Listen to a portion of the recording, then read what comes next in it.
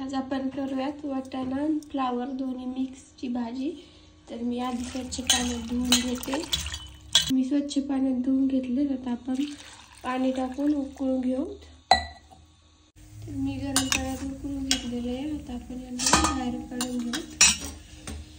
मी इकडे गॅसवर तेल तापायला आणले कढईमध्ये। तर त्यामध्ये जिरे घालूत आधी, नंतर थोडीशी मोहरी घालूत। तर आता आपण उकळून घेतलेली फ्लावर आणि वाटाणे घालूत त्यामध्ये।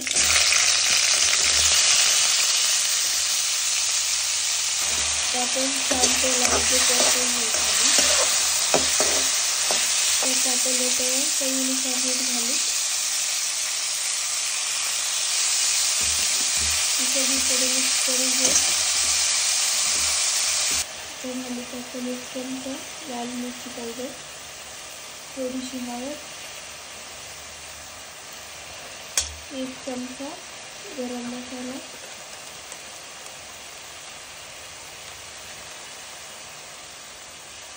आपण ते परतून घेऊ। सगळे मिक्स करून सगळं मिक्स करून घेऊन परतून घेतले। आता आपण थोडासा शेंगदाण्याचा कूट घालू, मिक्स करून घेऊ। आधी आपण थोडंसं पाणी घालू।